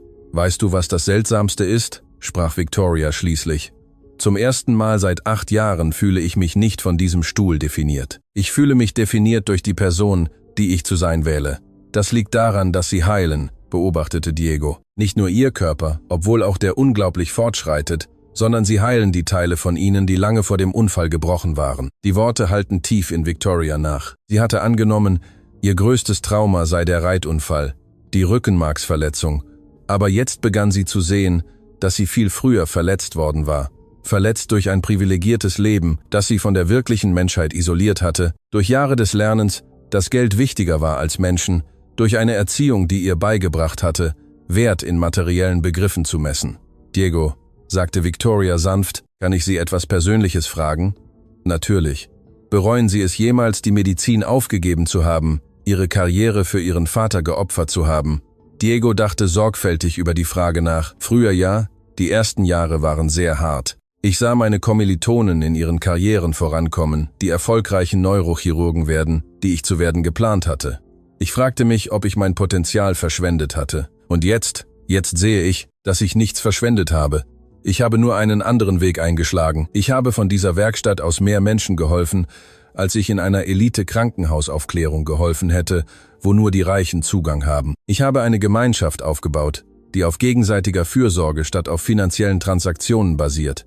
Und ich habe gelernt, dass wahrer Erfolg nicht in Titeln oder Prestige gemessen wird, sondern in berührten Leben und veränderten Herzen. Sie sind die weiseste Person, die ich je getroffen habe, gab Victoria zu. Ich bin nicht weise, lachte Diego. Ich bin nur jemand, der seine Lektionen auf die harte Tour gelernt hat und beschlossen hat, diesen Schmerz nicht zu verschwenden. Es war während dieses Gesprächs, dass Victoria etwas Grundlegendes erkannte. Sie hatte sich in Diego verliebt, nicht unbedingt romantisch, obwohl auch Elemente davon da waren, sondern auf eine tiefere Weise. Sie hatte sich in seine Art, die Welt zu sehen, in sein unerschütterliches Mitgefühl, in seine Weigerung, sich vom System definieren zu lassen, verliebt, aber vor allem hatte sie sich in die Person verliebt, zu der sie unter seinem Einfluss wurde. Die grausame und verbitterte Frau, die sie gewesen war, starb langsam und wurde durch jemanden ersetzt, den Victoria kaum wiedererkannte, aber den sie unendlich mehr mochte. 2 Monate nach ihrer ersten Begegnung entschied Diego, dass Victoria bereit für die nächste Stufe ihrer Rehabilitation war. »Heute werden wir etwas versuchen, das Sie wahrscheinlich für völlig verrückt halten werden«, verkündete er eines Morgens mit einem Lächeln, das seine Augen zum Leuchten brachte. »Nach allem, was wir getan haben, wird mich nichts mehr überraschen«, antwortete Victoria. »Wir werden versuchen, Sie aufstehen zu lassen.« Die Stille, die folgte, war absolut. Victoria spürte, als ob die ganze Welt angehalten hätte. »Aufstehen«, flüsterte sie endlich. »Diego, das ist möglich.« »Ja«, vervollständigte Diego. »Sie haben unglaubliche Fortschritte gemacht. Sie haben Gefühl in den meisten Ihrer Beine. Sie haben teilweise Muskelkontrolle in Ihren Knöcheln, Knien, sogar etwas Funktion in Ihren Hüften. Es ist Zeit zu sehen, ob wir diese kleinen Siege in etwas Größeres verwandeln können. Aber was, wenn ich falle? Was, wenn ich mich verletze? Sie werden nicht fallen, weil ich Sie festhalten werde, und Sie werden sich nicht verletzen, weil ich jede Sekunde da sein werde. Vertrauen Sie mir, Victoria.« Und sie tat es. Dieser Mann hatte sie von Verzweiflung zu Hoffnung, von Resignation zu Möglichkeit geführt. Wenn er sagte, sie könne aufstehen, dann würde sie es versuchen. Diego bereitete alles sorgfältig vor. Er installierte Parallelstangen, die er speziell für diesen Moment gebaut hatte. Er positionierte Sicherheitsmatten. Er rief 2 seiner erfahrensten Mechaniker, um als zusätzliche Unterstützung zu helfen. Gut. Diego kniete sich vor Victoria. Seine Hände fanden vertraute Positionen an ihren Beinen. Wir machen das schrittweise. Zuerst werde ich Ihnen helfen, aufzustehen. Ich werde das meiste Ihres Gewichts halten. Ihre Aufgabe ist es einfach, zu versuchen, die Muskeln zu aktivieren, die wir trainiert haben. Bereit? Bereit, antwortete Victoria, obwohl ihre Stimme zitterte. Diego bewegte sie vorsichtig von ihrem Stuhl in eine Position zwischen den Parallelstangen. Seine Hände hielten ihre Taille fest, während er sie langsam, Zentimeter für Zentimeter, in eine vertikale Position führte. Und dann, zum ersten Mal seit 8 Jahren, stand Victoria Sandoval. Diego hielt den größten Teil ihres Gewichts. »Ja«, sagte er, und ihre Beine zitterten heftig vor Anstrengung, aber sie war vertikal. Sie blickte Diego in die Augen statt nach oben. Sie erlebte eine Perspektive, die sie für immer verloren geglaubt hatte. Tränen liefen ihr über die Wangen, aber sie bemerkte sie kaum. Ihre gesamte Konzentration lag darauf, diese Position zu halten, jeden Muskel zu aktivieren, den Diego sie gelehrt hatte, zu wecken. »Das ist es, Diego«, ermutigte er sie, seine Stimme sanft, aber fest. »Spüren Sie Ihre Füße auf dem Boden. Spüren Sie, wie sich Ihr Gewicht über Ihre Beine verteilt. Ihr Körper erinnert sich, wie das geht. Sie müssen ihn nur daran erinnern.« Victoria konzentrierte sich mit einer Intensität, die an mystisch grenzte, und zu ihrem absoluten Erstaunen spürte sie etwas. Ihre Beine hingen nicht nur nutzlos herab, sondern trugen einen winzigen, aber echten Teil ihres Gewichts. »Ich spüre es«, rief sie aus.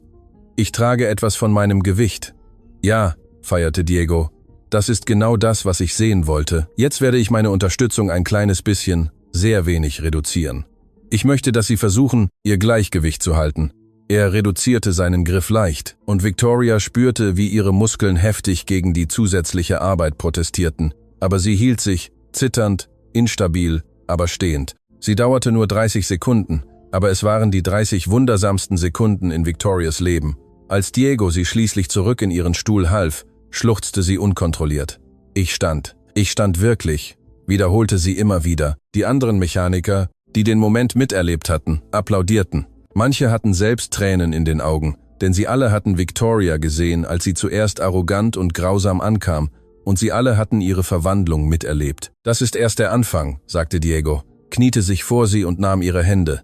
Mit Übung werden sie in der Lage sein, länger zu stehen. Schließlich, mit der richtigen Unterstützung, vielleicht können sie sogar Schritte machen. Schritte. Victoria konnte das Wort kaum aussprechen. Ich verspreche nicht, dass sie unabhängig laufen werden, stellte Diego vorsichtig klar. Das wäre unverantwortlich, aber ich glaube, wir können erreichen, dass sie mit Hilfe gehen können. Gehhilfe, vielleicht irgendwann nur noch Krücken. Es wird nicht einfach.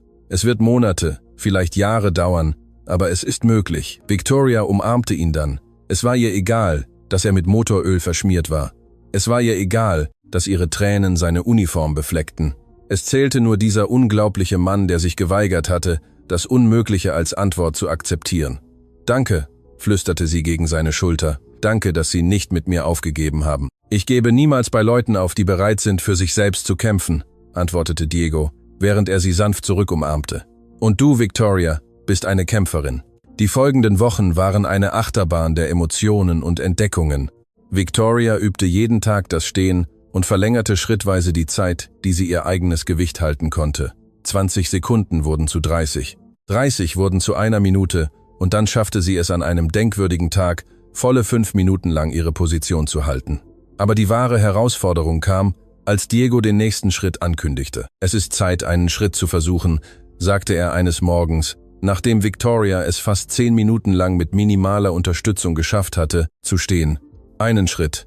Victoria spürte, wie sich Angst und Aufregung in gleichen Teilen mischten. »Diego, stehen ist eine Sache, aber Beine bewegen.« »Ich weiß«, nickte Diego, »es ist exponentiell komplexer. Es erfordert Koordination, Gleichgewicht und Kraft, die Sie noch entwickeln, aber ich glaube, Sie sind bereit, es zu versuchen.« Er baute ein Sicherheitsgurtsystem ein, das sie halten würde, falls sie das Gleichgewicht verlor. Er positionierte die Parallelstangen so, dass sie etwas zum Festhalten hatte. Und dann, mit unendlicher Geduld, begann er, ihr die Biomechanik des Schrittmachens beizubringen. »Gehen ist im Grunde ein kontrolliertes Fallen nach vorne«, erklärte er. Sie verlagern ihr Gewicht auf ein Bein, heben das andere leicht an, bewegen es nach vorne und verlagern dann das Gewicht wieder. Ihr Gehirn hat das früher automatisch gemacht. Jetzt müssen wir ihm bewusst jedes Element beibringen. Der erste Versuch war ein absolutes Versagen. Victoria schaffte es zu stehen. Sie schaffte es, ihr Gewicht auf ihr rechtes Bein zu verlagern, aber als sie versuchte, ihr linkes Bein anzuheben, weigerten sich ihre Muskeln einfach zu kooperieren. Sie wäre gefallen, wenn Diego sie nicht gehalten hätte. »Nochmal«, befahl Victoria, eine wilde Entschlossenheit in ihrer Stimme. »Ihr Körper muss sich ausruhen«, warnte Diego. »Nochmal«, wiederholte Victoria, und Diego erkannte diesen Ausdruck. Es war derselbe, den er bei Dutzenden von Patienten gesehen hatte, die kurz davor standen, etwas Unmögliches zu erreichen. Reiner, unbezwingbarer Wille. Sie versuchten es wieder und wieder und wieder. 2 Stunden lang versuchte Victoria, einen einzigen Schritt zu machen, und jedes Mal scheiterte sie. Aber mit jedem Scheitern lernte sie etwas. Ihre Muskeln erinnerten sich allmählich daran, wie sie koordiniert werden mussten. Ihr Gehirn baute neuronale Verbindungen wieder auf, die jahrelang geschlafen hatten. Und dann, beim 37. Versuch, geschah es. Victoria stand auf den Parallelstangen, ihr Gewicht auf ihrem rechten Bein. Sie atmete tief ein und visualisierte die Bewegung, wie Diego es ihr beigebracht hatte. Und dann, mit einer Konzentration so intensiv, dass sie Schweiß auf ihrer Stirn spüren konnte, hob sie ihr linkes Bein. Es war kein sanftes Heben. Ihr Fuß schleifte mit offensichtlichem Widerstand über den Boden. Aber er bewegte sich. Nur etwa 10 Zentimeter. Aber er bewegte sich, und als er wieder den Boden berührte, stand Victoria in einer neuen Position. Sie hatte einen Schritt gemacht, ihren ersten Schritt seit 8 Jahren. Die Werkstatt brach in Jubel aus. Alle Mechaniker hatten ihre eigenen Arbeiten vergessen, um Zeuge dieses Wunders zu werden. Andres weinte offen. Sogar der harte 60-jährige Veteran Carlos hatte Tränen in den Augen. Aber niemand war aufgeregter als Diego. Sein Lächeln war so breit, dass es den ganzen Raum erhellte. »Du hast es geschafft«, rief Victoria. »Einen Schritt gemacht, nur einen.« Victoria lachte durch ihre Tränen, und der hässlichste und ungeschickteste Schritt, den jemand jemals gemacht hat, ist der schönste Schritt, den ich je gesehen habe. Weil es ein Schritt ist, von dem die besten Ärzte der Welt sagten, dass sie ihn niemals machen würden, antwortete Diego mit völliger Aufrichtigkeit. Victoria blickte auf diesen Mann, der sie komplett transformiert hatte. Nicht nur ihren Körper, obwohl das auch ein Wunder war, sondern ihre Seele. Er hatte sie gezwungen, sich damit auseinanderzusetzen, wer sie gewesen war, wer sie sein wollte und die Distanz zwischen diesen beiden Versionen ihrer selbst. »Ich hätte es nicht ohne sie geschafft«, sagte sie sanft. »Sind Sie sicher?« fragte Diego. »Ich habe dir nur den Weg gezeigt. Du hast die ganze Arbeit gemacht.« In den nächsten 2 Monaten arbeitete Victoria unermüdlich daran, diesen Schritt zu perfektionieren. Ein Schritt wurde zu 2, 2 wurden zu 3 und dann, in einem Moment, der sich für immer in ihr Gedächtnis einprägen würde, ging sie 5 Meter weit mit minimaler Unterstützung von Diego. Es war kein normales Gehen. Jeder Schritt erforderte intensive Konzentration.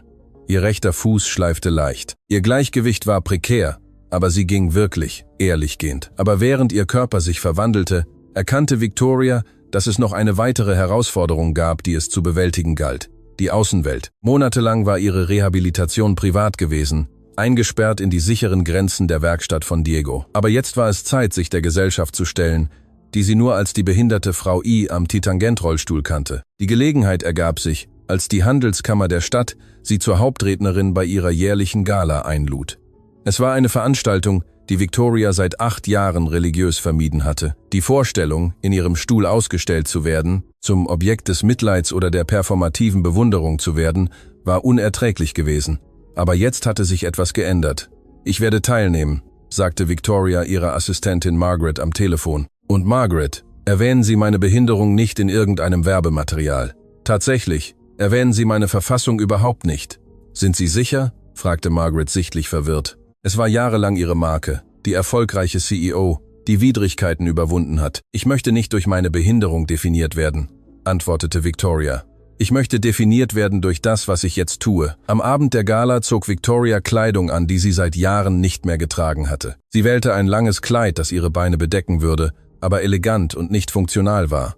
Sie schminkte sich nicht, um sich zu verstecken, sondern um zu betonen. Sie frisierte sich in einem Stil, der Vertrauen statt Kontrolle ausstrahlte. Und als es Zeit war, den Ballsaal des exklusivsten Hotels der Stadt zu betreten, tat Victoria etwas, das niemand erwartet hatte. Sie kam gehend. Sie benutzte einen speziellen Gehwagen, den Diego für sie modifiziert hatte. Ihre Schritte waren langsam, überlegt, aber sie ging, und die Wirkung auf den Raum war elektrisierend. Das Gemurmel der Gespräche verstummte sofort. Alle Köpfe drehten sich. Und für einen Moment herrschte absolute Stille, als 500 Menschen das Unmögliche verarbeitet. Victoria Sandoval, die alle als dauerhaft auf einen Rollstuhl beschränkt gekannt hatten, ging. Und dann, als ob jemand ein unsichtbares Signal gegeben hätte, brach der Saal in donnernden Applaus aus. Es war nicht der höfliche Applaus von Firmenveranstaltungen, es war etwas Viszeraleres, Ehrlicheres. Es war die Anerkennung, etwas Außergewöhnliches miterlebt zu haben. Aber Victoria hob eine Hand, um sie zum Schweigen zu bringen, und allmählich verstummte der Applaus. »Bitte«, sagte sie, als der Saal still war. »Klatschen Sie mir nicht, weil ich gehe. Klatschen Sie dem Mann, der sich geweigert hat, das Wort unmöglich als endgültige Antwort zu akzeptieren.« Sie deutete auf Diego, der am Eingang stand, gekleidet in den einzigen Anzug, den er besaß, offensichtlich unbehaglich inmitten all dieses Reichtums und Prästiges. Er hatte darauf bestanden, nicht zu kommen, aber Victoria hatte ihn überzeugt, indem sie ihm sagte, dass diese Nacht nicht um sie ging, sondern darum, seine Arbeit zu ehren. »Diego Hernandez«, fuhr Victoria fort, ihre Stimme hallte am Saal, »ist ein Mechaniker. Er repariert Autos in einer bescheidenen Werkstatt auf der Ostseite der Stadt, aber er ist auch etwas anderes. Er ist ein brillanter Neurochirurg, der seine Karriere aufgab, um sich um seinen Vater zu kümmern. Er ist ein Heiler, der Menschen hilft, die das offizielle medizinische System aufgegeben hat. Und er ist der Grund, warum ich heute Abend hier stehe.« Sie konnte Gesichter in der Menge sehen, die sich von Neugier über Verständnis zu etwas änderten, das beschämend sein könnte.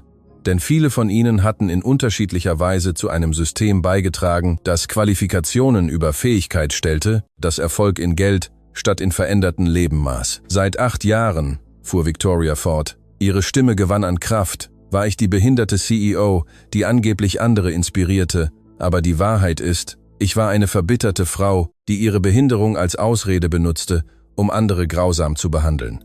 Ich benutzte meinen Stuhl als Waffe und als Rüstung. Die Stille am Saal war nun unangenehm. Niemand hatte diese Art von brutaler Ehrlichkeit auf einer Firmengala erwartet. Aber Diego hat mir etwas Grundlegendes beigebracht, dass die wahre Behinderung nicht körperlich ist.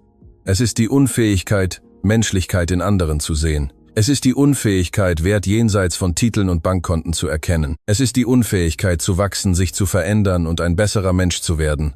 Victoria machte eine Pause und ließ die Worte nachhallen. Heute Abend kündige ich die Hernandez-Stiftung für alternative Rehabilitation an. Sie wird mit 100 Millionen Dollar aus meinem persönlichen Vermögen finanziert. Ihre Mission wird sein, Behandlung und Hoffnung für Menschen mit Rückenmarksverletzungen bereitzustellen, die von der konventionellen Medizin abgeschrieben wurden. Der Applaus, der folgte, war anders als der erste. Er war gedämpfter, nachdenklicher.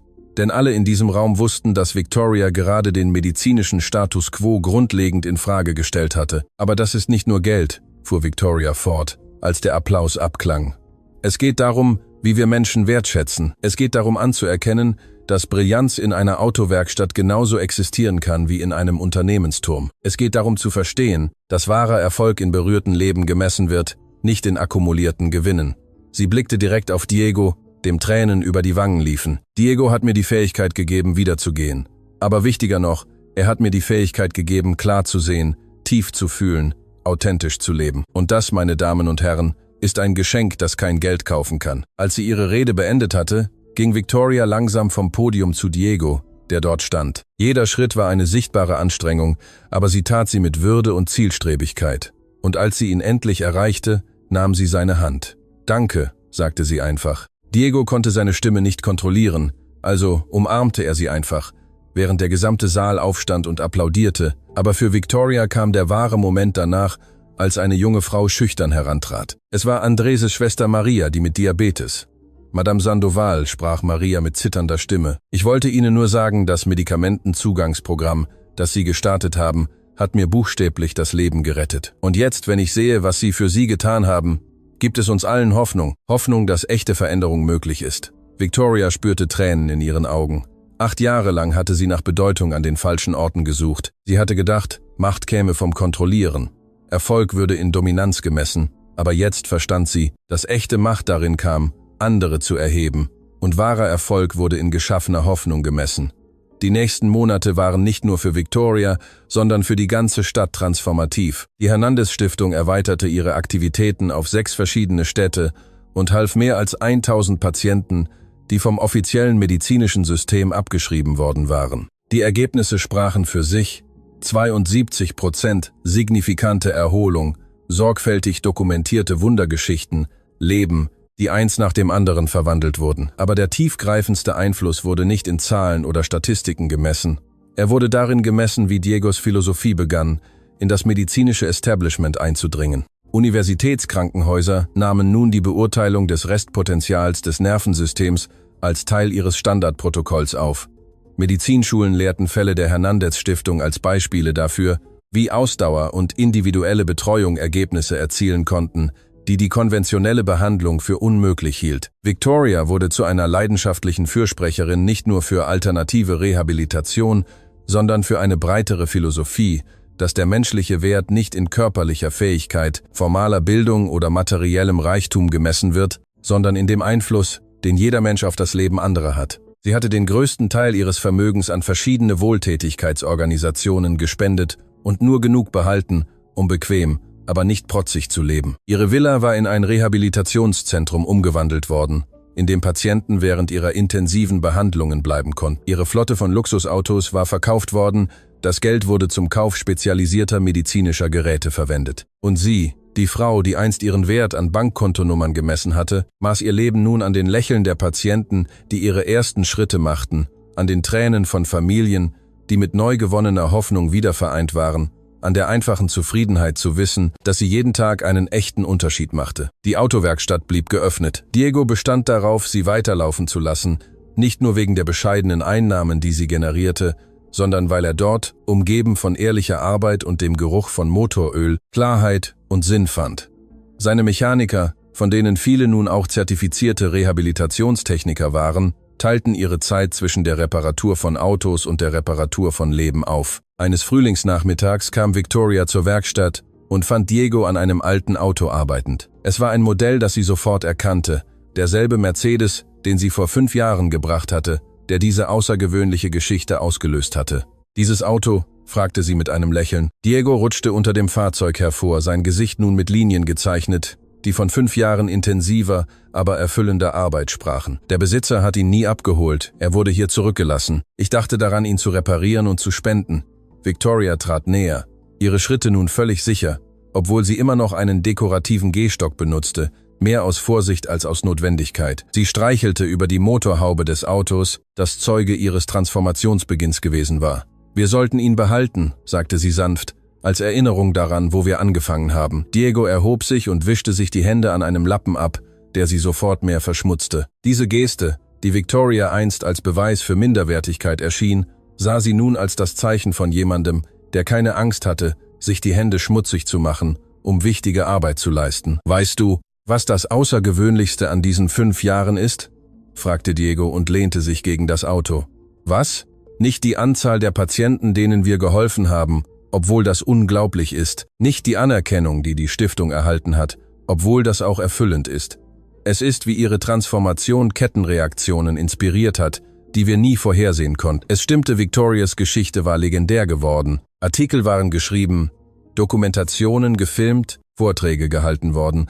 Aber wichtiger noch, sie hatte andere dazu inspiriert, ihre eigenen Vorurteile zu konfrontieren, ihre eigenen Annahmen über Wert und Fähigkeit in Frage zu stellen. Unternehmensleiter hatten echte statt performative Inklusionsprogramme gestartet.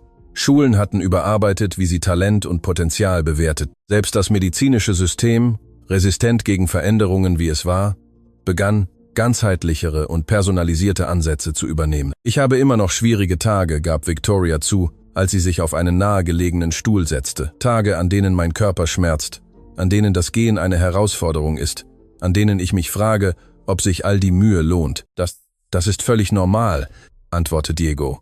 »Heilung ist nicht linear. Es ist ein Prozess mit Höhen und Tiefen. Wichtig ist, dass Sie jetzt Werkzeuge haben, um mit diesen schwierigen Tagen umzugehen. Die Werkzeuge, die Sie mir gegeben haben, die Werkzeuge, die ich in mir selbst gefunden habe.« Sie blieben einen Moment schweigend. Eine bequeme Stille, die nur aus jahrelanger tiefer Freundschaft und gegenseitigem Respekt kommt. »Diego«, Victoria sprach schließlich, »hast du jemals daran gedacht, wie unwahrscheinlich das alles war? Eine arrogante Frau, die über einen Mechaniker lacht, der das Unmögliche verspricht. Die Wahrscheinlichkeit, dass das gut ausgeht, war astronomisch gering.« Diego lächelte, dieses Lächeln, das sie nun als Symbol für Weisheit und Güte gelernt hatte zu lieben. Vielleicht ist das die wichtigste Lektion. Wunder sind keine zufälligen Ereignisse, die glücklichen Menschen passieren. Sie sind das Ergebnis von Menschen, die sich weigern, Einschränkungen zu akzeptieren, die unermüdlich arbeiten, die glauben, wenn niemand sonst glaubt. Du hast geglaubt, als ich es nicht konnte, und du hast gearbeitet, als ich nicht für dich arbeiten konnte. Es war Zusammenarbeit, Victoria, wie alles wichtige Pirm am Leben. Während die Nachmittagssonne die Werkstatt in goldenes Licht tauchte, dachte Victoria über die außergewöhnliche Reise nach, die sie geteilt hatten, von Arroganz zu Demut, von Verzweiflung zu Hoffnung, von Isolation zu Gemeinschaft, von geistigem Tod zu vollständiger Wiedergeburt. Und sie wusste mit absoluter Sicherheit, dass, obwohl ihre Beine geheilt worden waren, das nie die wahre Wunde gewesen war. Die wahre Wunde war ihr verschlossenes Herz gewesen, ihre Unfähigkeit, Menschlichkeit in anderen zu sehen, ihr Glaube, dass Geld und Status sie überlegen machten. Diese Wunde war geheilt worden, nicht durch Medizin oder Chirurgie, sondern durch die anhaltende Güte eines Mannes, der Potenzial sah, wo andere Unmöglichkeit sahen, durch einen Mechaniker mit magischen Händen, der verstand, dass wahre Heilung Berührung nicht nur des Körpers, sondern der Seele erfordert. Und als Victoria sich erhob, um zu gehen, auf Beinen, die einst bewegungslos waren, gestützt durch eine Kraft, die einst nicht existierte, geführt von einem Sinn, der einst verloren war, wusste sie, dass jeder Schritt, den sie tat, ein Zeugnis einer grundlegenden Wahrheit war. Wunder existieren, aber sie kommen nicht von außen. Sie kommen von der Entscheidung zu glauben, zu arbeiten, sich zu verändern, zu etwas Größerem zu werden, als wir vorher waren. Der Mechaniker hatte versprochen, ich bringe dich wieder zum Laufen, und sie hatte gelacht, aber es war keine Lüge gewesen, es war eine Prophezeiung. Nur dass das Laufen viel mehr bedeutet hatte, als Beine zu bewegen. Es hatte bedeutet, in ein authentisches Leben zu laufen, zu wirklichem Sinn, zu der Person, die sie immer das Potenzial hatte zu sein, die aber durch Privilegien und Trauma schlafend geblieben war. Und jetzt, endlich, nach 5 Jahren harter Arbeit und schmerzhafter Transformation, war Victoria Sandoval vollständig, wunderbar, auf wundersame Weise erwacht. 5 Jahre nach jener ersten Begegnung hatte sich die Stadt auf eine Weise verändert, die niemand vorhergesehen hatte. Die Hernandez-Stiftung hatte ihre Tätigkeit auf 6 verschiedene Städte ausgeweitet und mehr als 1000 Patienten geholfen, die von der konventionellen Medizin abgeschrieben worden waren. Die Ergebnisse sprachen für sich: 72% signifikante Erholung, sorgfältig dokumentierte Wundergeschichten, Leben, die eins nach dem anderen verwandelt wurden. Aber der tiefgreifendste Einfluss wurde nicht in Zahlen oder Statistiken gemessen.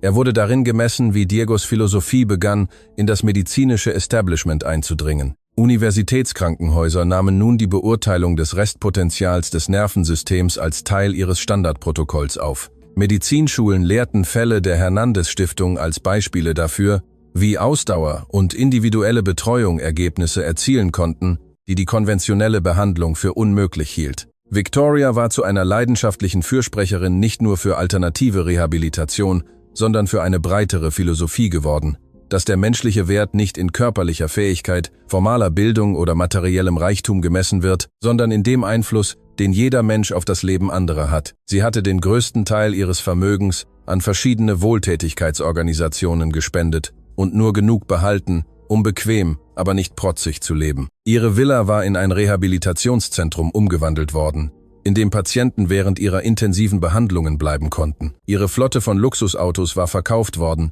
das Geld wurde zum Kauf spezialisierter medizinischer Geräte verwendet. Und sie, die Frau, die einst ihren Wert an Bankkontonummern gemessen hatte, maß ihr Leben nun an den Lächeln der Patienten, die ihre ersten Schritte machten, an den Tränen von Familien, die mit neu gewonnener Hoffnung wiedervereint waren, an der einfachen Zufriedenheit zu wissen, dass sie jeden Tag einen echten Unterschied machte. Die Autowerkstatt blieb geöffnet. Diego bestand darauf, sie weiterlaufen zu lassen, nicht nur wegen der bescheidenen Einnahmen, die sie generierte, sondern weil er dort, umgeben von ehrlicher Arbeit und dem Geruch von Motoröl, Klarheit und Sinn fand.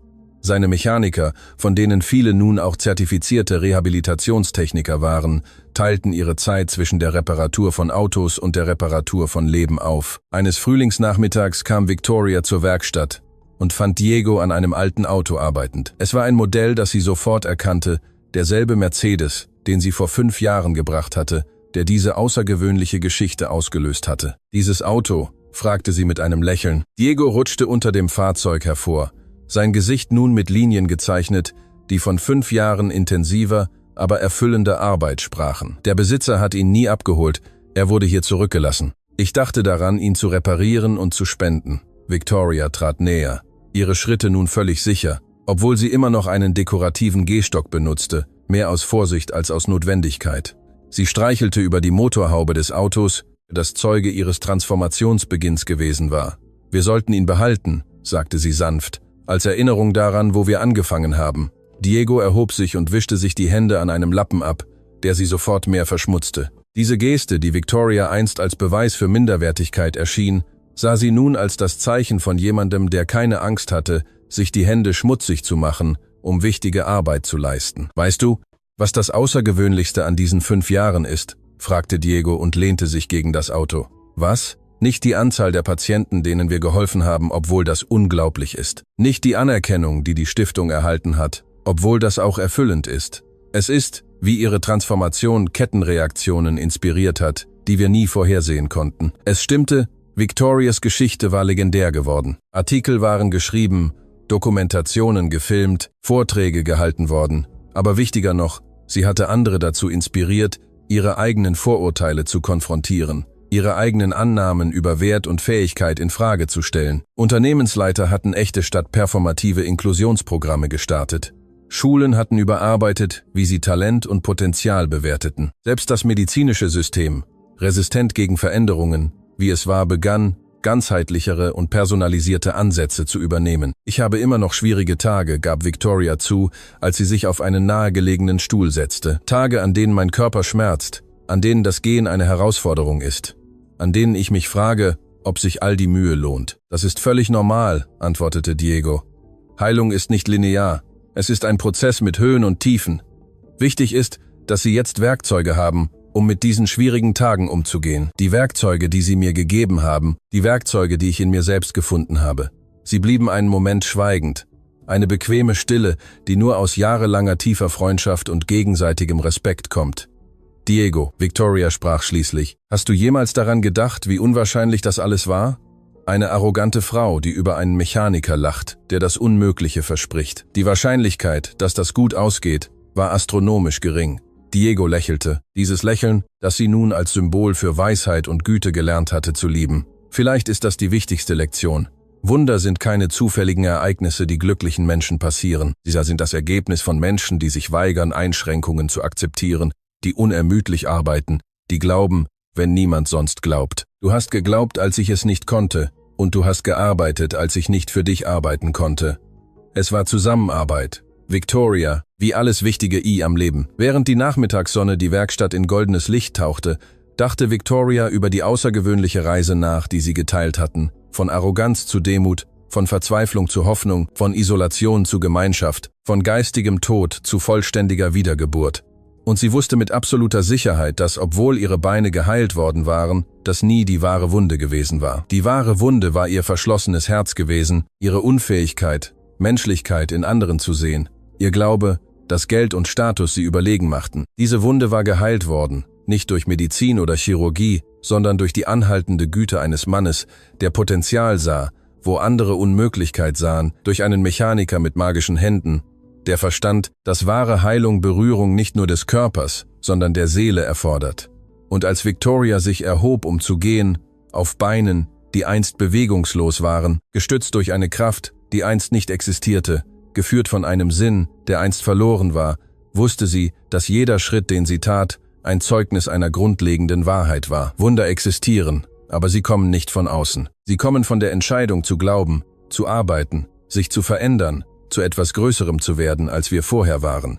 Der Mechaniker hatte gesagt, ich bringe dich wieder zum Laufen, und sie hatte gelacht. Aber es war keine Lüge gewesen, es war eine Prophezeiung. Nur dass das Laufen viel mehr bedeutet hatte, als Beine zu bewegen. Es hatte bedeutet, in ein authentisches Leben zu laufen, zu wirklichem Sinn, zu der Person, die sie immer das Potenzial hatte zu sein, die aber durch Privilegien und Trauma schlafend geblieben war. Und jetzt, endlich, nach 5 Jahren harter Arbeit und schmerzhafter Transformation, war Victoria Sandoval vollständig erwacht, vollständig lebendig, vollständig sie selbst.